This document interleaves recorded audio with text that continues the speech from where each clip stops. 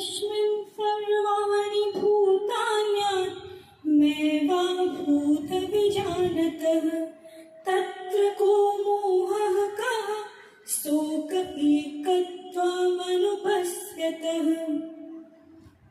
जो सदैव समस्त जीवों को आध्यात्मिक स्फुलिंग के रूप में भगवान के ही समान गुण वाला देखता है, वही समस्त वस्तुओं का असली ज्ञाता हो जाता है।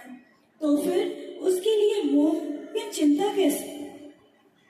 मध्यम अधिकारी तथा उत्तम अधिकारी जिनका वर्णन ऊपर किया गया है, उनके अतिरिक्त अन्य कोई भी व्यक्ति जीव की आध्यात्मिक स्थिति को सही नहीं देख पाता। गुणात्मक दृष्टि से जीव परमेश्वर से अभिन्न है। जिस प्रकार अग्नि के स्फुलिंग और अग्नि गुण की दृष्टि से एक है, फिर भी मात्रा की दृष्टि से ये स्फुलिंग अग्नि के समान नहीं है, क्योंकि स्फुलिंग में ताप तथा प्रकाश की जो मात्रा रहती है, वह अग्नि के ताप तथा प्रकाश की मात्रा के तुल्य नहीं होती। महाभागवत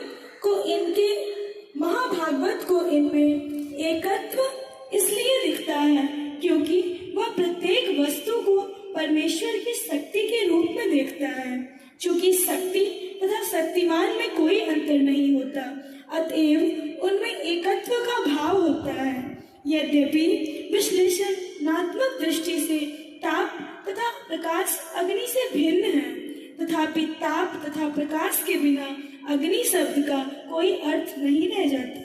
इसलिए सामासिक रूप में ताप, प्रकाश तथा अग्नि सभी एक हैं। इस मंत्र में एकत्वम अनुपस्थितः शब्द सूचित करते हैं कि मनुष्य को चाहिए कि वह प्रामाणिक शास्त्रों की दृष्टि से समस्त जीवों के एकत्व को देखे।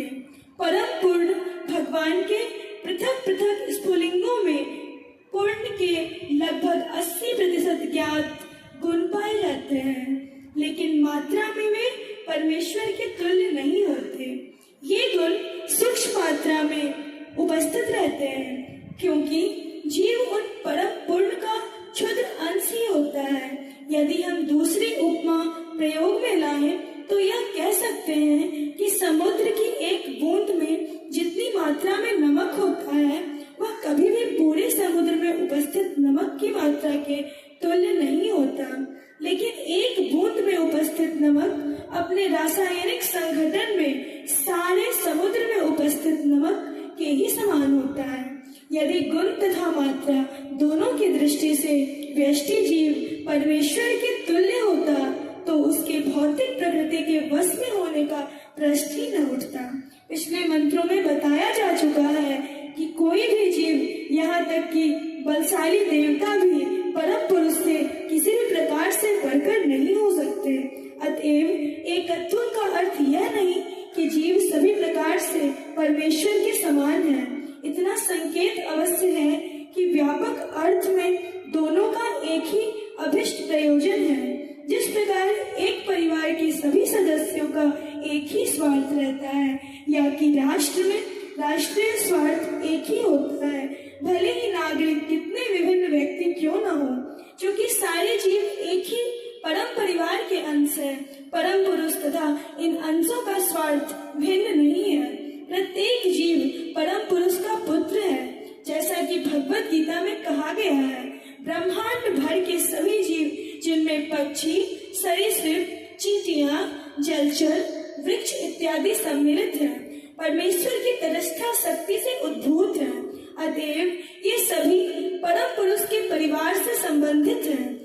इनमें स्वार्थों का टकराव नहीं है। आध्यात्मिक जीव भोग के निमित्त हैं, जैसा कि वेदांत सूत्र में वर्णित है। आनंदमयो अभ्यासात् प्रकृति एवं संरचना दोनों की दृष्टि से प्रत्येक जीव, जिसमें परमेश्वर तथा उनका प्रत्येक अंश सम्मिलित है, शाश्वत आनंद के लिए है। जीव जो कि शरीर के बंधन से जकड़े हुए हैं, निरंतर आनंद की तलाश में रहते हैं, लेकिन वे उसकी खोज गलत स्तर पर करते हैं। इस भौतिक स्तर के अतिरिक्त एक आध्यात्मिक स्तर भी होता है। जहाँ परम पुरुष अपने असंख्य पार्षदों सहित आनंद भोगते हैं, वहाँ पर भौतिक गुणों का लेस मात्र भी नहीं रहता। अतएव यह स्तर निर्गुण कहलाता है। निर्गुण स्तर पर भोग की वस्तु को लेकर कभी कोई झगड़ा नहीं होता, लेकिन इस भौतिक जगत में विभिन्न जीवों के बीच निरंतर टकराव होता रहता है, क्योंकि यहाँ पर भोग का उपयुक्त केंद्र उपेक्षित है। भोग के असली केंद्र तो परमेश्वर है, जो भव्य तथा आध्यात्मिक रास नृत्य के केंद्र हैं।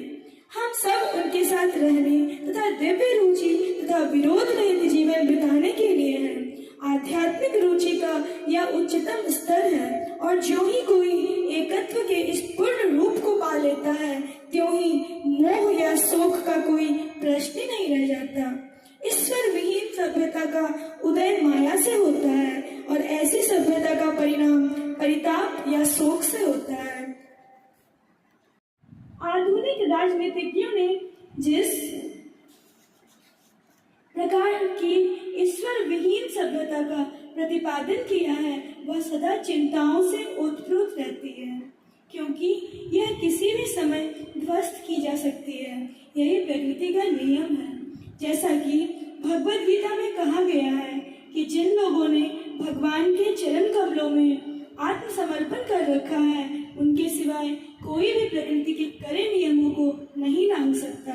इसलिए यदि हम सभी प्रकार के मोह तथा चिंता से मुक्त होना चाहते हैं और अपने विभिन्न स्वार्थों में एकत्व लाना चाहते हैं, तो हमें अपने सारे कार्यकलापों के मध्य ईश्वर को लाना होगा। हमारे कार्यकलापों के फलों का उपयोग केवल भगवान के हित में होना चाहिए, अन्य किसी प्रयोजन के लिए नहीं। केवल भगवान का हित ध्यान में रखकर ही हम यहाँ पर वर्णित आत्मभूत शब्द तथा भगवद गीता में वर्णित ब्रह्मभूत शब्द को समझ सकते हैं, जिनका अभिप्राय एक ही है। परम आत्मा तो स्वयं भगवान है और सूक्ष्म आत्मा जीव है। परमात्मा अकेले ही सारे व्यष्टि सूक्ष्म जीवों का पालन करते हैं, क्योंकि परमात्मा उनके स्नेह से आनंद प्राप्त करना चाहते हैं। पिता पुत्रों के माध्यम से अपना विस्तार करता है और आनंद प्राप्त करने के लिए उनका पालन करता है। यदि पुत्र पिता की इच्छा के प्रति आज्ञाकारी होते हैं, तो परिवार के सारे कार्य सुरुचिपूर्ण तथा सुखमय वातावरण में सुचारू रूप से चलते रहते हैं। ठीक यही स्थिति परब्रह्म के परिवार में दिव्य रूप से नियोजित रहती है। परब्रह्म जीवात्मा के समान एक व्यक्ति है, न तो भगवान निराकार है, न ही जीव निराकार है। ऐसे दिव्य व्यक्तित्व दिव्य आनंद, ज्ञान तथा शाश्वत जीवन से परिपूर्ण रहते हैं। आध्यात्मिक जीवन की यही असली स्थिति है, और जो ही मनुष्य को इस आध्यात्मिक पद का बोध हो जाता है, त्यों ही वह परम पुरुष श्री कृष्ण के चरण कमलों में समर्पित हो जाता है। किंतु ऐसे महात्मा का दर्शन विरले ही होता है, क्योंकि ऐसी दिव्य अनुभूति अनेकानेक जन्मों के बाद ही प्राप्त होती है। किंतु एक बार प्राप्त हो जाने पर किसी तरह का मोह या शोक या भौतिक अस्तित्व के दुख, जन्म तथा मृत्यु नहीं रह जाते, जो हमारे वर्तमान जीवन में अनुभव किए जाते हैं। श्री ईशोपनिषद के 7वें मंत्र में हमें यही जानकारी प्राप्त होती है। श्री ईशोपनिषद के 7वें मंत्र का अनुवाद तथा तात्पर्य संपूर्ण हुआ।